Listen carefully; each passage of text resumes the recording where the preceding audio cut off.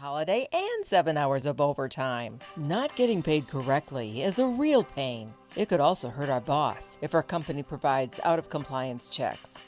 That's right, construction companies doing business with the government can get fined, or officials of the companies can go to jail if the checks aren't right. It's a law. The Davis-Bacon Act has 30 compliance issues for every check, but there is an easy way for construction companies to be in compliance. EMARS offers Compliant Client, a web-based system that finds and corrects all 30 of the possible out-of-compliance check issues. Users of Compliant Client report an 80% savings in time and money.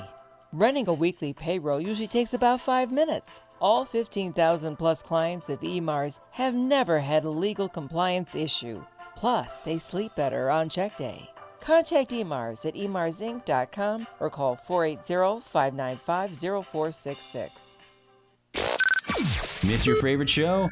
Download the podcast at kcaaradio.com.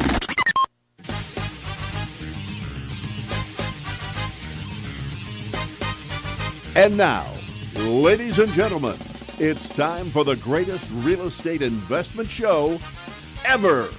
Here's the flip-flop investor himself, Todd Bayer. Hey everyone, how we doing out there today? This is the Flip-Flop Investor Show, and I am your host, Todd Bayer, the Flip-Flop Investor himself. Every week we like to get together and talk about real estate investing, and I like to bring on a local expert or a local investor and talk to them about who they are, what they do, and what got them into this crazy business to begin with. And today we have a guest, Mr. Darrel Gomez. How you doing today, Darrel? Doing pretty good. Doing pretty good. Thanks.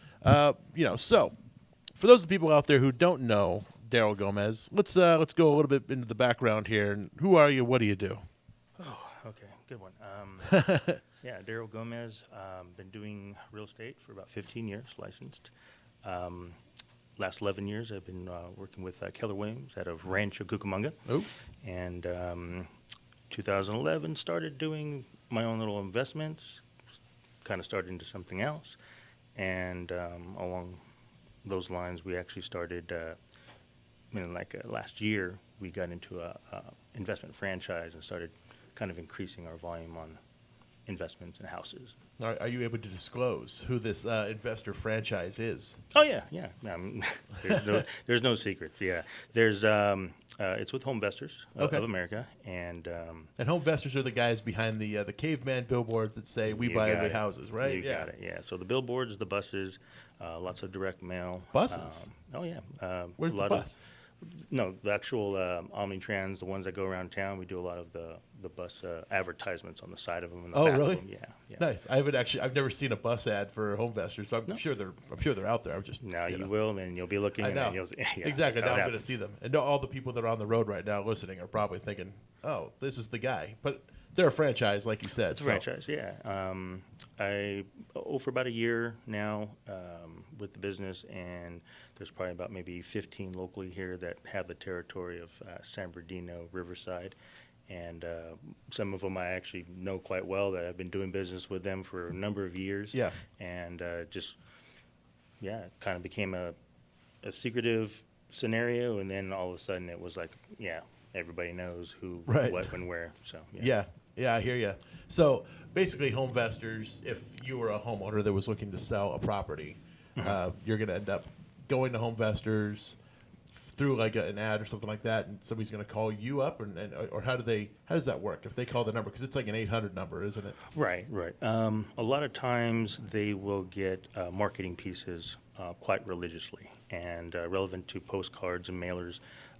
They will just call in. Yeah, we have an 800 number, and it's dispatched to us, and so we have people calling us for all types of reasons, good, bad. I mean, it is the good, bad, and the ugly of real estate. So a lot of them are just inquiries like, hey, I just want to know how it works. They've been out here in California for, I'd probably maybe say about 7-8 years or so. Okay. But in the Midwest, Texas, Dallas, Texas, where the corporate is, and every billboard, everybody. I mean, they do a good job at exploiting what Home Investors is. Exploiting. Yeah. So basically, whenever somebody calls in, if it's in the right territory or something like that, you end up getting the lead from them, essentially. Right. Yeah, it goes through a spooling system, and it's allocated to us, but it's not, we're not in competition with each other. That lead comes to us, we take it, we set the appointment, and we meet them. Yeah. Yeah. So, and I'm sure you guys are great, but there might be other Home Investors franchisees who may not be the best in the world at their pitch or something. Right. So have you ever found that there's like somebody makes an offer to purchase that's a Home Investors franchisee, and the homeowner doesn't end up going with it, and then another Home Investors franchise makes another offer? And Well, the way that it typically works is that lead, that person is dedicated to that person. Okay. So we really don't cross paths, and there's really no competition. But you're right. I mean, it's no different than the regular business, and the 80-20 rule will always apply. There are going to be those that either have experience or maybe they're coming back from, they have whatever the case may be, but that lead will be dedicated to them. got it. Okay, so you can't come in later on and offer them. Yeah, that's how it works. That makes sense. Yeah. But we always try to work in the sense of being available to the client, working a win-win situation out, and it's kind of changed the dynamic of my normal traditional real estate, where going out to them and pitching them and doing all these things, where as now in reverse, they're contacting us, and we're really kind of just there to listen and see what we can do to help them. And in some cases, it's not the best option for them, and they just need solutions, and we're there. Right. So in some cases, I may not buy a house. I may turn around and list it because I can't. Sure. Yeah, because you're an agent. That's right. Now, is it a requirement to be a a licensed agent? No. No, not a requirement. So it's just a perk. It's another quiver in your or another arrow in your quiver. Right. Well, or another tool in your belt. But Right. yeah, I mean, there are a few that don't, and they're completely happy with that. But they do have to have a background and knowing and what they can do or not do, and some capital behind to also push forward as well. Of course, yeah. So when you're making an offer to purchase a home, does Home Investors have like a calculator or some kind of like a guideline or anything like that? Yeah. I mean, everything's proprietary at that point in time. course, so yeah. I can't divulge on the Right. secrets of that. But And I would never ask. Yeah, we do have to go through some training, obviously, at the corporate office, and then from there, we're able to go there, assess the situation. Sometimes it works, sometimes it doesn't. Sometimes we don't even present an offer because it doesn't make sense for them. Right. So we're there really kind of to assess it, and if it makes sense, good. And if not, then we try a different solution that might work for them in that nature. And we found kind of the same thing. We found that the homeowners need multiple solutions. Yeah. Because selling at a discounted price is not always the best one. And when, like for us, my business partner Steven, he's also an agent, so he's Right. got kind of that fiduciary best interest thing in the Right. back of his mind too. So if we're ever to make a direct offer to a seller, it's always got the fiduciary best Okay. what is it? Fiduciary best, whatever in mind. So it has to be in their best interest. And the way, and this is more of a Keller Williams scenario where it's a win-win, of course. So we always try to look for those solutions that are, obviously in their best options, not necessarily ours. So when we do go to them, a lot of times my appointment time from a realtor, if I'm doing a regular listing, that's usually 30, 45 minutes, and they want to know, you have a service, you have a list, you have a packet of this, that, and the other. And, in this route, when we're doing, it's not even really a presentation, it's more or less counseling. Right. And I could be there for an hour, 2 hours. I've been there for 4.5, 5 hours where they're like, oh my God, I can't believe so much time went by. Yeah. And I'm like, great, what do you make me for dinner? Because I'm starving and I'm far, I would go, my territory can go all the way from Barstow Ooh. to, down to Temecula. Oh, man. And we're out in 29 Palms, we're out in Indio. Yeah, that We're could lucky- take you we're quite a few lucky. places. Yeah, we're lucky if it's in our backyard. Sure. We got to go up the hill, Hesperia, up the valley.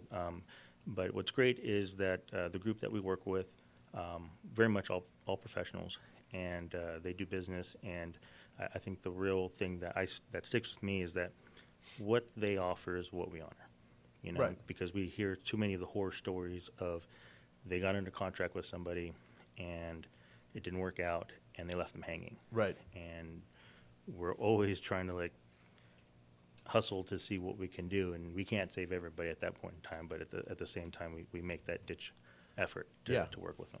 You know, it's funny because, like, I mean, HomeVestors is one of the first, like, real, like, large-scale buying companies that would be out there, like, buying investment properties, doing flips and things like that. Because that, I mean, for the most part, for the longest time, that was just sort of an individual investor type of thing. And, we never saw any of these large organizations come into it. But these guys out in Texas kind of took this idea of flipping houses and sort of made it into a franchised model. I guess I don't know of any companies that are still around that did it. But they were, I would say, probably at least one of the forerunners, in that world. Well, when I did, I guess how I really kind of found them and was lured into the sense of what was it about for even me, because doing real estate for a number of years, and I went back to talking. Hey, I called up my title rep and say, hey, pull me some information, find out who's buying what under the radar. I mean, what you see on the market, that's been peeled back and there's no meat on that bone, right? So when I was looking at the transactions of who was what, and then I started seeing a number of names come up, and I'm like, okay, who are these people?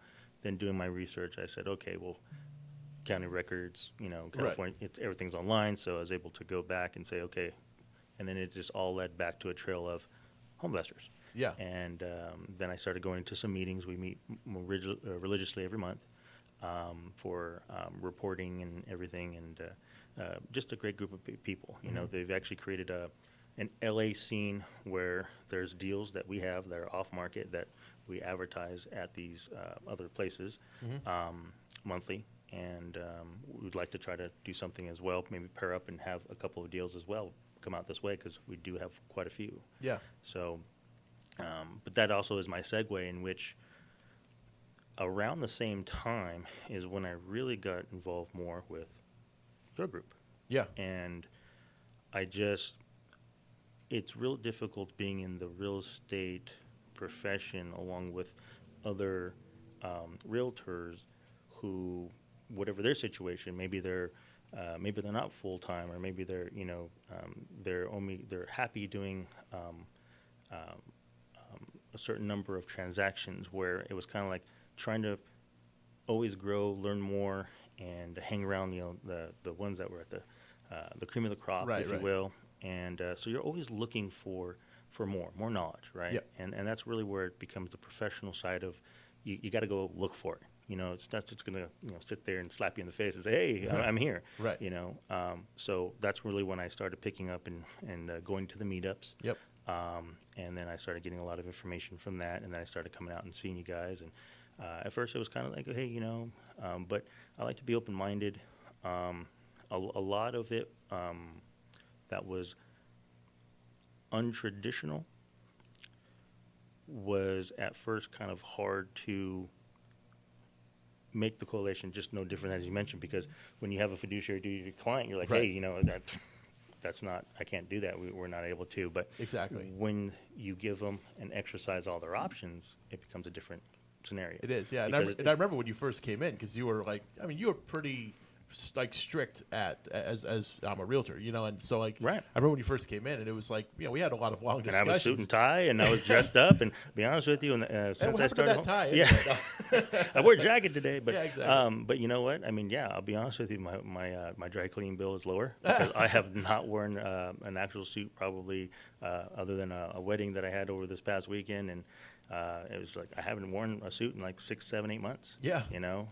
So it's a different change. I'm in jeans mostly, polos.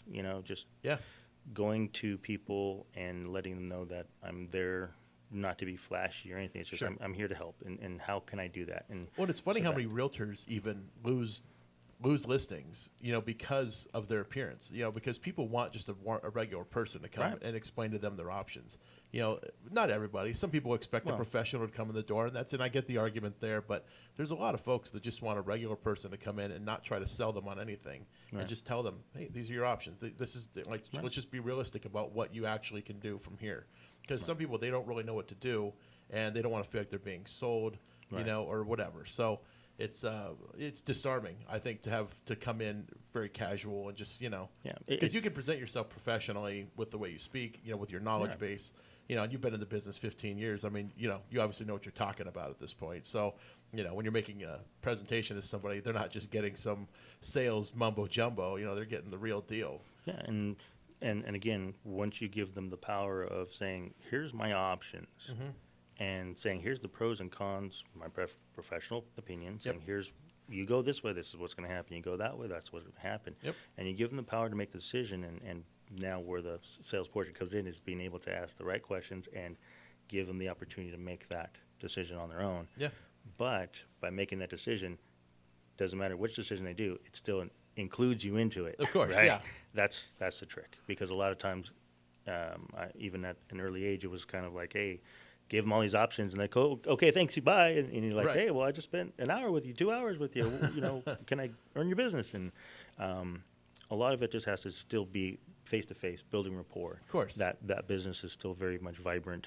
At the core of it, it goes back to standard sales practices. Right. It goes back to just being a person that they can come to, being helpful, being respectful, all that kind of stuff. Those things come back into play. Yeah. And it's funny because I've been on the side where I've tried to sell an investment property where it needs work, and I've I'm just like, I just want to get rid of this thing, and you get these other investors calling you, and they make no attempt at the rapport. Right. They just say, I can offer you $50,000 for this place, take it or leave it. And I say, I have it listed for 200. Like, what makes you think I'm going to take 50,000? And then they say some nasty thing to me on the phone and hang up. And it's like how are you getting business this way? Is anybody actually doing business with you? And or they're like really stuck on a script, right? And you get those a lot too. I get calls all day, every day. I'm like, how did you guys even get my number? And it's like, oh, I was like, okay, well. And I just think the pace of business has started, moving faster because obviously a lot more is being done online. Sure. But again, I can't see anything beating that face to face. I mean, if I can get in front of you, I mean, it dramatically increases our opportunity to work with you versus somebody else. And I think that kind of nicely segues into the iBuyer thing. Because I know this is like a hot item for for what you guys are talking about, but you got Open Door coming into the area. Mm-hmm. You've got Zillow making offers, Redfin. What is the other one? OfferPad. These four different iBuyers that are currently in the Inland Empire market. Mm-hmm. They're out there and they're essentially competing with you. Correct. But I think what you say is true, which is they don't offer that face-to-face personal touch. Mm-hmm. And that doesn't matter to some people. Some people would love to just click a button and sell their house, but there's a lot of people out there where these are tricky waters. They don't know how to navigate them, and they need somebody that's a professional that can kind of guide them through the process. Right. And I think these iBuyers are going to try and move that direction more and more. But when you're trying to create a national brand all at once, it's not easy to be able to have that personal touch. And they got venture capital behind them that's going to help them weather that storm, I guess, for the next 5 to 10 years while they try and build better systems. But in the meantime, you guys are already here. Right. And I mean, it's very much so. I mean, they are taking a nice little chunk or bite out of the market, right? Of course. And it's not for everybody, but our client is more focused on one that they have their little box, their little niche. It's kind of like lending, right? Yeah. You either fit in the box or you don't in most cases. So they do have their own little performa of homes that they like. They usually like to have 1980 and above, and little cookie cutters and something that's very easy to rehab and move on and clean up and or just put out and resell it, right? Yeah. That's why they call it the micro flipping. Right. But they do it a little bit backwards and more or less kind of what we would call a bait and switch, where you click, you get that price, and you're excited about that price. Mm-hmm. But what they don't tell you is that price is only honored after they send somebody down there to piece it apart. Of course, yeah.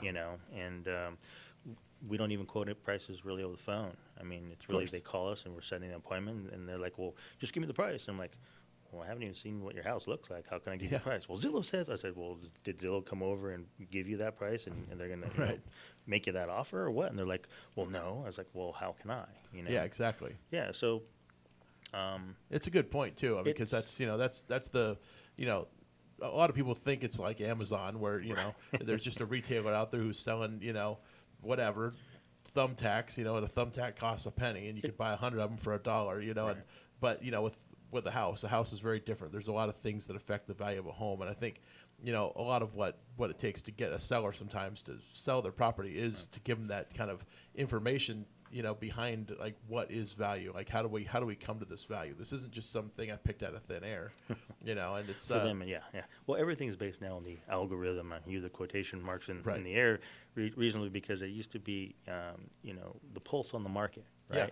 Now it's got to be the algorithm in the air, because the reality of it is they're only pulling data from comparable properties of bedroom, bathroom count, but they have Right. no idea what it looks like or the cost it's going to take. Yeah. And so the homeowners, everybody feels, hey, my house is the best one. I spent money back in 1970 on this one, and Yeah. you know, hey, I updated that kitchen, and you know, I did all the work. Yeah. You know, I put in these nice little pavers. I put in, you know, this planter, and that planter right there is better than my neighbor. You know, Yeah. you never know, but the reality of it is the expectation of sellers and or buyers in general for real estate has changed, in which, just as you mentioned, from Realtor.com to the Redfin and Zillow, those are kind of the top three that we have challenges in the sense of having to break it to the sellers or Yeah. buyers, saying that's not the value. Right. And then we pull data and say, look, this is the MLS value. So if you've spoken to a realtor,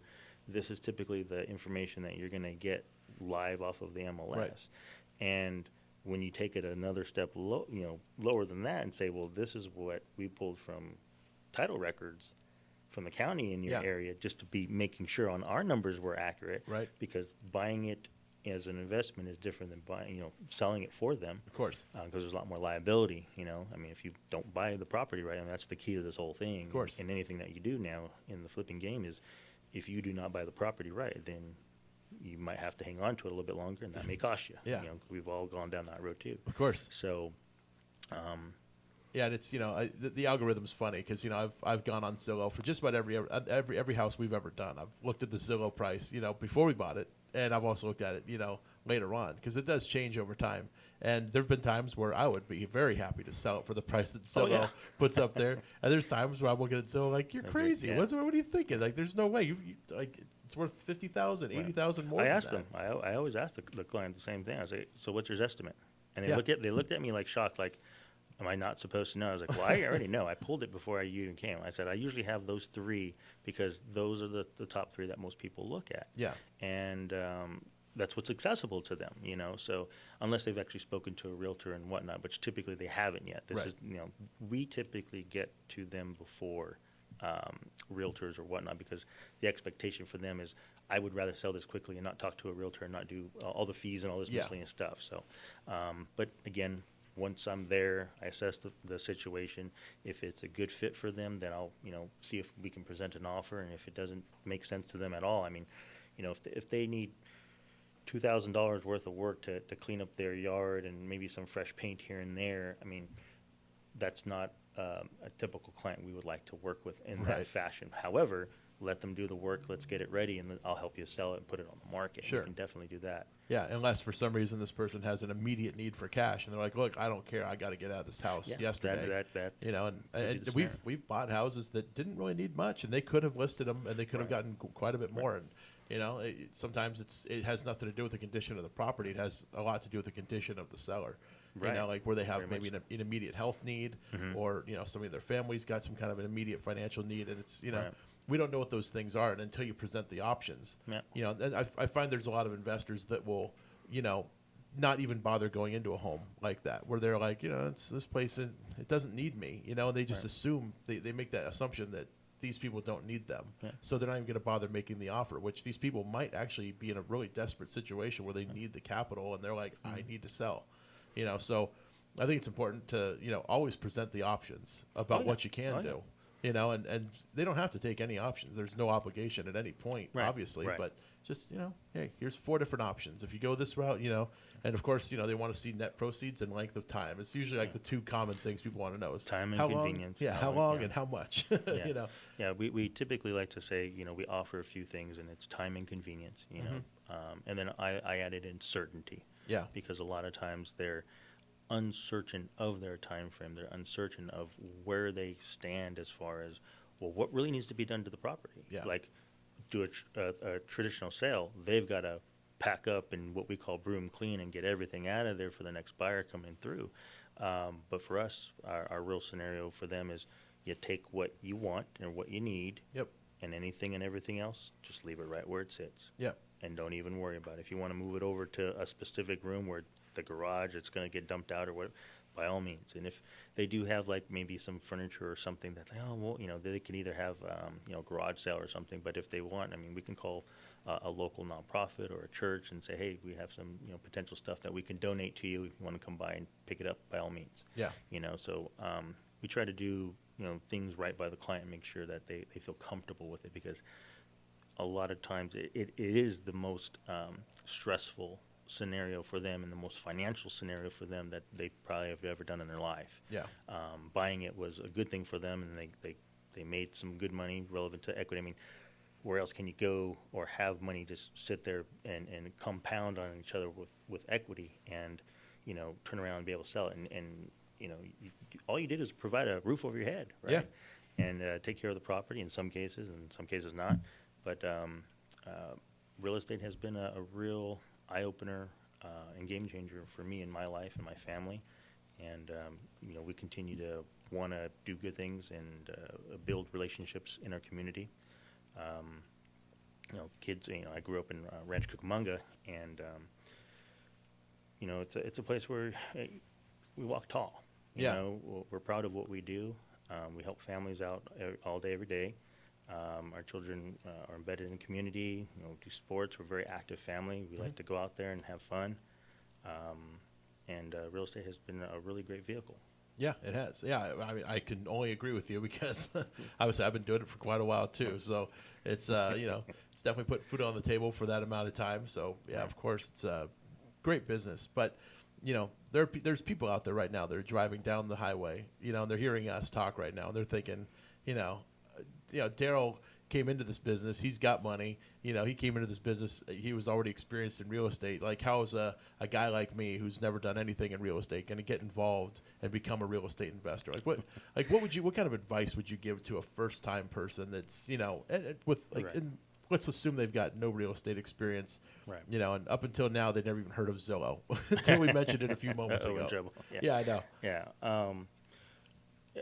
Well, it is a long-winded story, but we like long-winded right. stories. I started in the real estate business, so to speak, by accident, pure accident. And initially, I was going through high school. I graduated in '99. I'm a Tulum Brave alumni, and the reality for me was I was expected to go to college, Cal Poly Pomona, and I wanted to get into architecture. That was kind of my passion, my dream. So there was a great school for that too. It was either that or San Luis Obispo, which was also number one school, for that. But being from Rancho and the commute would be so much better, right? Yeah. But that didn't happen. I ended up having children early, and so I kind of stepped back and segued and just went to work. Basically, tried to be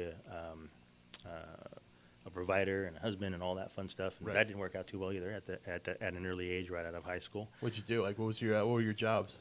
This goes way back, right? So one of my first jobs just in high school in general, I worked at the Family Fun Center and Bullwinkle's in Upland, right off the 10 freeway, right the mountain. Yeah, so I think we all know that. It's still there. It's still there. It's gone through a few changes. It was Boomer's Cafe. I know Boomer's. Yeah, and there's a couple other ones now too.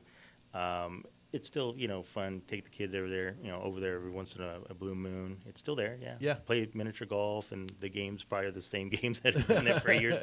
It's probably been painted a different color by now, and the batting cages probably still hit people, but it's fun times. Okay. So that was like your first job out of high school, that was actually my first job. I was 2 weeks before I turned 16 legally to work. I started that and worked weekends and kind of paid my way through, high school of little things that I wanted and, some of that stuff. You got to pay for the car stereo system. Well, yeah, that came a little bit later. But yeah, I did that for a little bit. I stayed local pretty with my jobs. I actually worked here in right off of Milliken and the 10 freeway, which was Sears and Roebuck at that time did their own credit. You did they what? Their own credit before they switched over to Citi.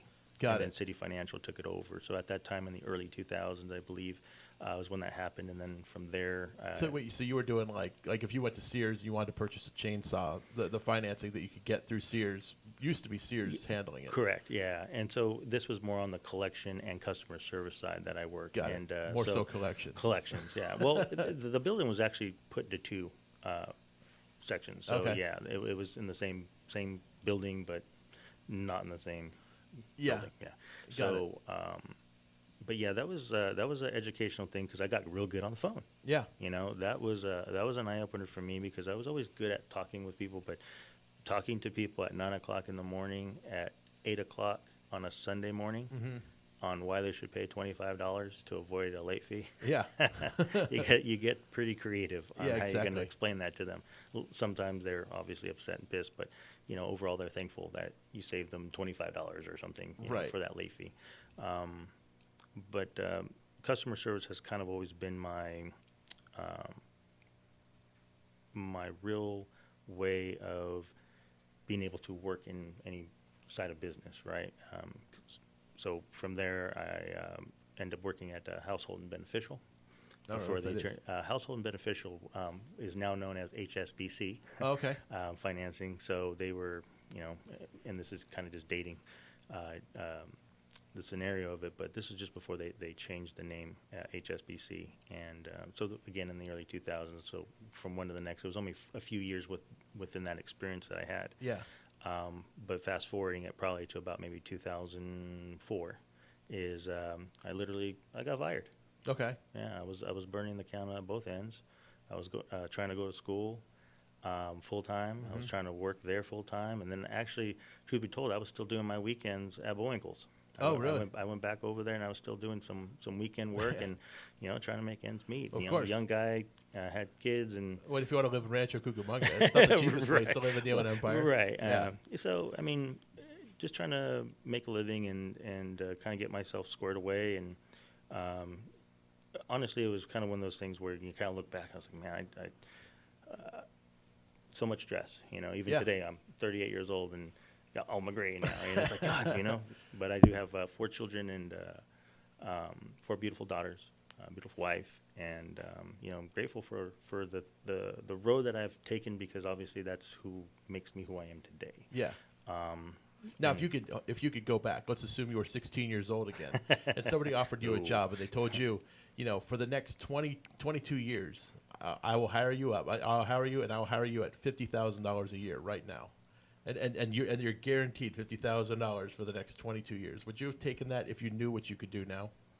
Oh no. Yeah. I mean, being at 16, yeah. If at 16, if they confronted me, yeah, no problem. That would have been a no-brainer. Of course. But But if you had to work for the next 22 years, no. you had to give 22 years of your life at 50,000. I will say, because the question initially was about the first-time person getting into real estate. It's tough. Yeah. You know, it's Oh, a yeah. dog-eat-dog world.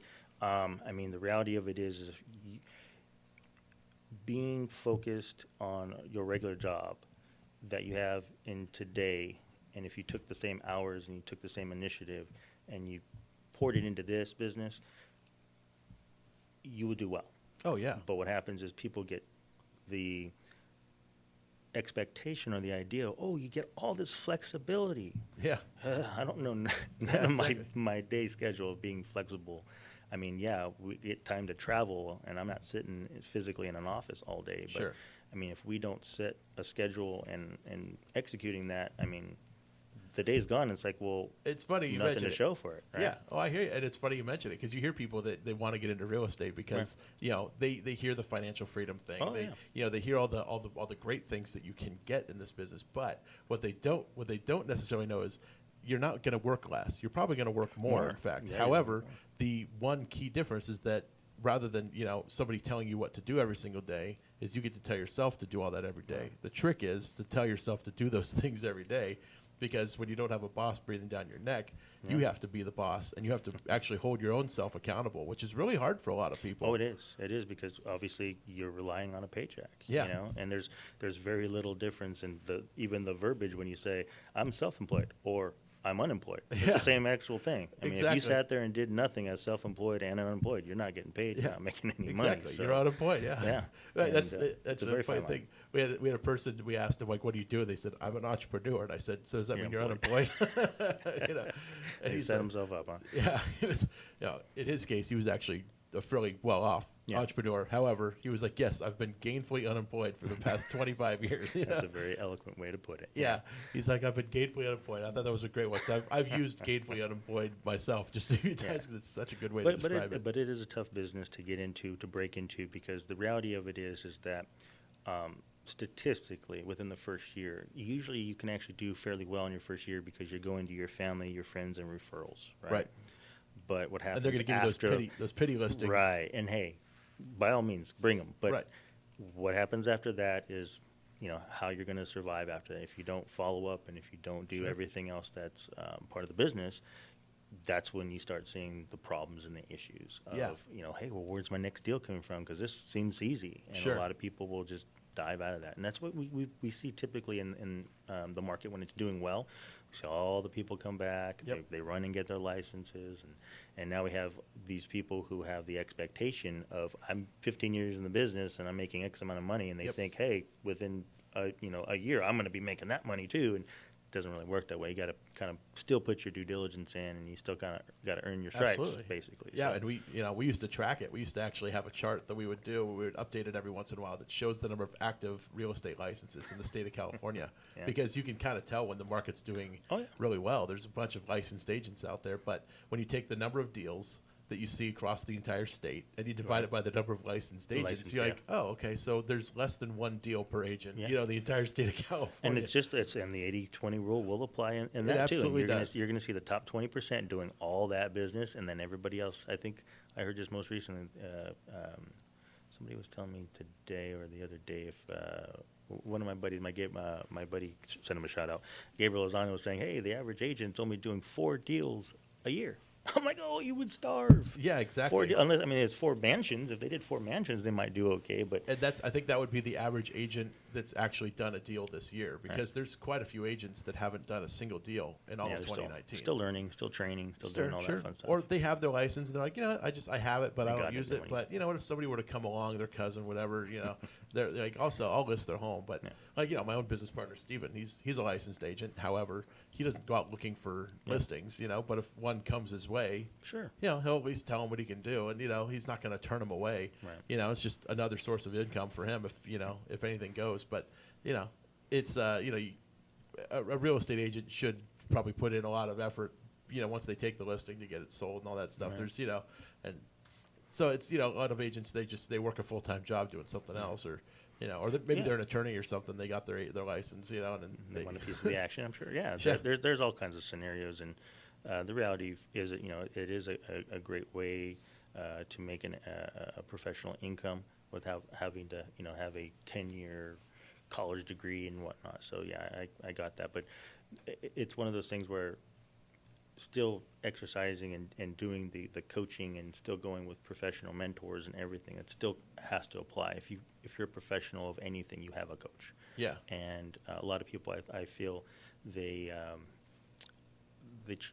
look at it as an expense that, oh, well, if I save this, and it's like, what, you really cannot not afford to have a coach, a mentor, and then also dealing with marketing. Yeah. It's just that's how businesses do it, and they eventually grow so big where they need to do it because they need write-offs. Of course, yeah. So, but yeah, everything that we've done and kind of for that person that's looking at it, yeah, I had an early passion for dealing with drawings of homes architecturally, Right. and so I had a little bit more knowledge in that aspect going in, and then obviously with a financial aspect, Sure. dealing with collections and or loans. I had a little bit more background in those, which was a little bit more powerful for me because most agents didn't understand the financing aspect. And, Right.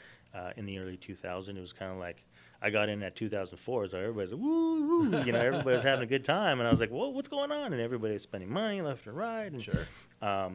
but it's reminiscent, and then at the same, while everything was going on, I actually, as I mentioned, it was kind of real estate found me in Yeah. that sense, and I had a decent little job I had, and I got fired. You know, I was sleeping. I was supposed to be, you know, working at 5 o'clock in the morning, and you know, traveling over to work and getting there, and there in my cubicle and just nodding out. You know, you know, just getting, you know. But I thank her. So my manager fired me, but it took. So what happened? You were in your cubicle, and your boss just came over and said, "Darrel, get out of here." Well, no, I didn't. No, they do it secretly where they like, hey, we're gonna do an audit and blah blah blah. Let's come meet over in the room. Yeah. And then because I have my phone on me and in my pocket and whatnot, so I get text messages from some of my other people that are on my team there, and like, Darrel, they're bringing the box out. And the box is basically, they're clearing out your desk. Oh, okay. So they just want to take you away from the floor so you don't So you act don't see out. it. And Yeah. well, they don't see it, and then you don't act out and cause ruckus on the floor. Yeah. Which I was like, okay. Well, I was still not up. I was like, well, couldn't you like call me or tell me? Because they pre-plan that. It's not just, Of course. just that day it happens. It's planned out a week Yeah. or two ahead, and like there's a review before they can fire you. It was like, you could have called me and told me this. I could have slept in. Yeah, exactly. I know. I could have But- saved everybody the trouble. I wasn't going to put up a fight. Yeah. Just tell me not to come in. So you basically like you end up leaving HSBC or whatever, Household Financial. Yeah, What you call it. yeah. And so like now you're out of a job. So like, Right. like what do you do at this point? I had about 3 months to kind of just find out what I wanted to do and put some applications out there, and actually went to an Ontario job fair. Okay. Started looking around, and it's a inside story, but what ends up happening is that I come across a specific gentleman 3 or 4 different times Okay. in about a week's time. So it's just one of those odd things, like, he says, hey, he's actually an agent Okay. still today.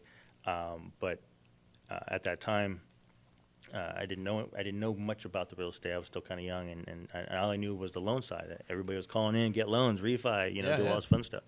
And sure enough, like, I see him at the job fair. Hey, you dress sharp, have a good voice, you look like you can sell. He's all, here's my card. Okay, cool. And I Was he doing a booth? He had a booth at the job fair? No. He was just in the parking lot. Oh. And that's why I was like, Was he going to the job fair himself? no, well, he was actually at the job fair looking at talent. Okay. That's Yeah, all because he was doing. about building a team and trying to get people, interested in his, work with him. But he was looking for talent, Interesting. and that's why I was like, okay, cool, and that's why I say it found me, because about a week later, we're at the Victoria Gardens. I see him there. Yeah. Hey, Doing the same thing? doing the same thing. Was it another job fair? No, you're just walking around. He was just Just at walking Victoria around. Gardens Yeah, hanging he out. happened to live in Rancho. Got it. So that's where we kind of worked with it, and I was like, okay, and then from there, I kind of did something different, and I was like, okay, well, and then I ended up seeing him somewhere else, and Yeah. then I was like, okay, there's got to be something going on here. It's God's intervention, right? So Yeah, I'm like, exactly. here we go. There's something here, and then we ended up meeting. Sat down with him, talked with him. He's like, hey, I think you can do really well. Let's try you out. And I was working with him for about 7 months, and I smashed it. Yeah. I was closing my own transactions. I mean, he was basically signing his paperwork. Wow. That's it. That's awesome. I was pretty much doing everything, and then when it came time to get my license, he was like, I don't know if you need it. I was like, no, I'm good. So end up leaving that. But truth be told, that is where I met my wife. Oh, yeah? My today wife, yeah. She was doing some transactional work, just learning the business too. We were both very young, early 20s at that time. So when I left, we left. Oh, okay, so she left with you. You went down. Yes, I with did. the, I'm going to say that. Yes, I took her with me. Yes. Well, obviously totally unintentional. Yeah. You didn't plan that out. But Yeah. Yeah, so But it's- I learned what I needed to learn. I grew, and it was those things that you have to kind of be able to see it. Hey, you want to move forward, you want to learn, you want to grow. Never stop, and you have to kind of continue to look for it, because it's just, again, it's not going to just say, hey, slap you in the face. Of course. Here. now, so you is your wife still involved in the business? Or? Oh, she is the business. She is man. the business. I You're just shake the hands face. and I shake hands and kiss babies all day, and that's pretty much it. Okay. But yeah, she's out and about running everything. She's the backbone of everything. Got it. Yeah. I've never met her, so I figured she's probably out working hard. Well, I mean, she's probably resting by the time you guys see me, because at nighttime, we're sitting there 6 o'clock to about like 10 or Sure. and on, and Or on, so yeah. I'm just warming up. Exactly. Yeah, and then for her, she Yeah, I'd be lying if I said that we'd never closed down the Mission Inn together. Right. So, And I tell her, say, yeah, I invite her, so she can't say that I don't invite her. that's true. But, I invite her, but she's like, no, I don't want to go. I'm like, well, okay, well. Plus, you got kids at home. You know. Yeah. And again, so during those days, I try to get off early so that way, I can spend a little time with them, maybe have a little dinner or something, and then go. Yeah. So. So it's good because, okay, like you have a partner in the business, right? And, Oh, yeah. And there's a lot of people that come into real estate, and this is their own idea. They may not have a spouse that supports their idea. They might have a spouse that's kind of like, you can go off and do your thing, but I can't quit my job per se, Right. like, because somebody needs to stay and be the breadwinner basically and kind of, earn the income during the interim because it will take a while. Even for some of the best people I've known in real estate that have turned around and made money immediately and have never had that spigot turn off, Right, right. I mean, it still took them a little bit of time, as some of the better people I know, it was at least 6 months.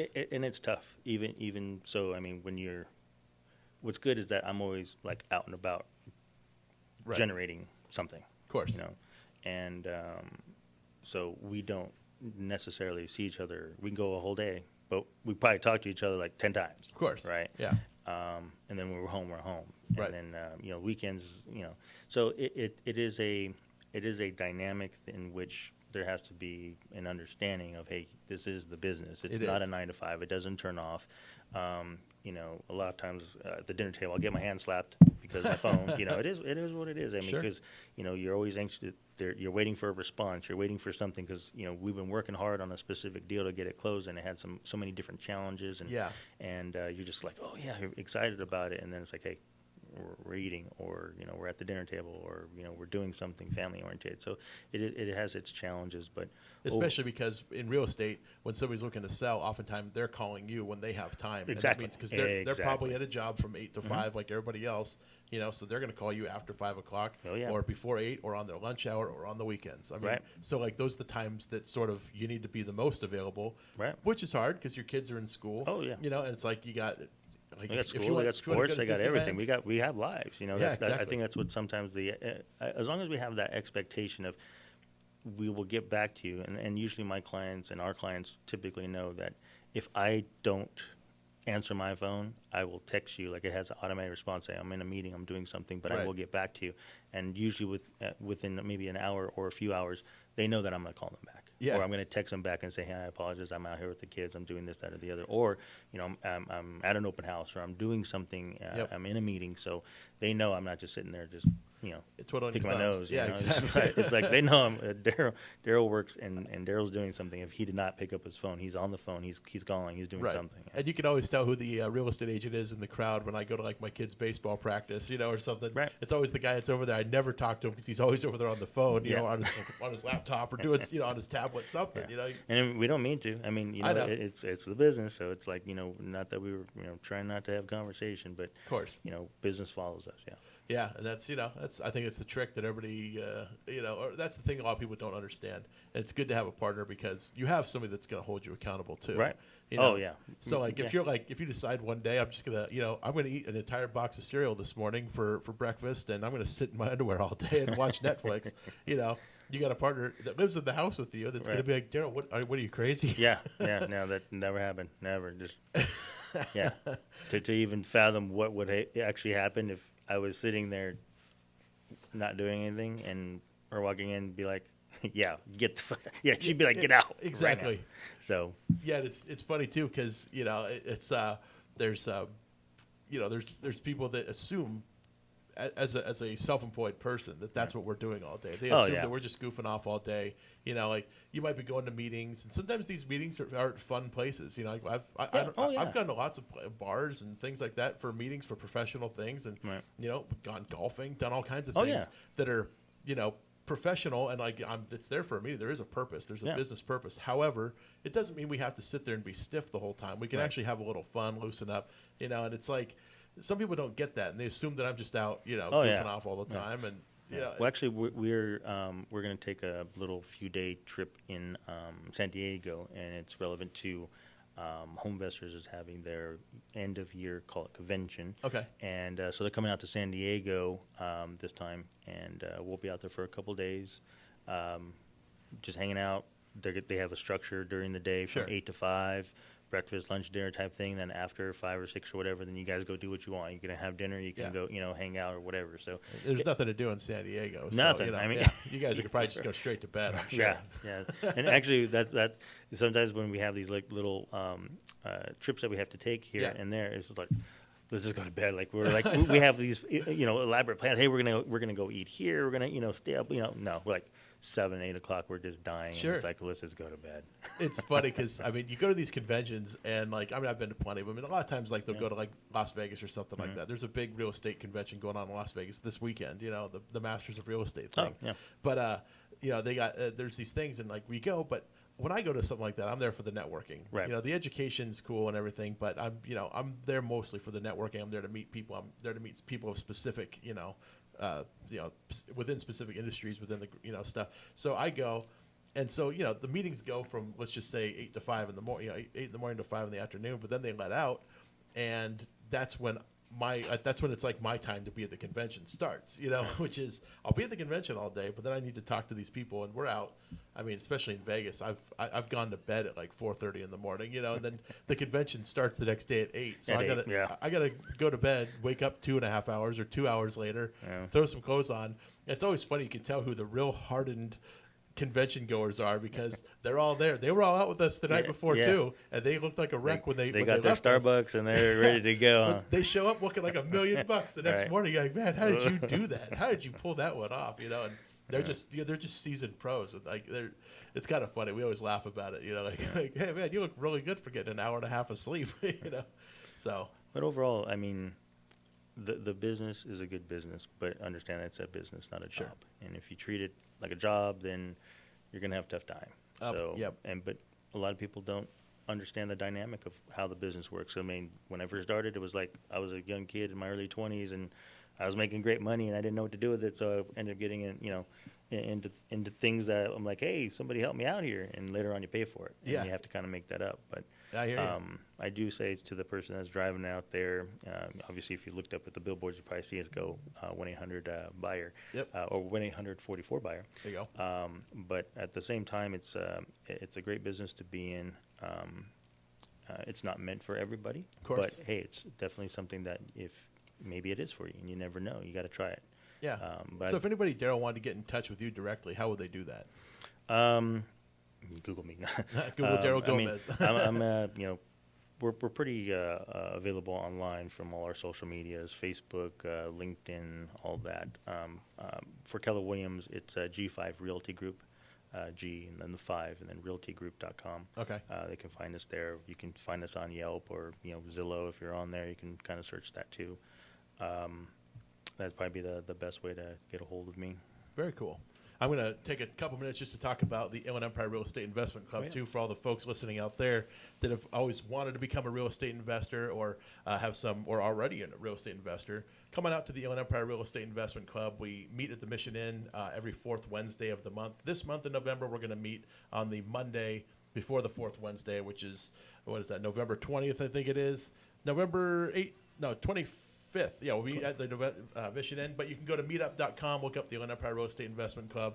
And I want to thank Darrel Gomez for coming on today, and I want to thank you all for tuning in. We'll see you all again next week on the Flip Flop Investor Show. Have a great week, everyone. Take care. Bye.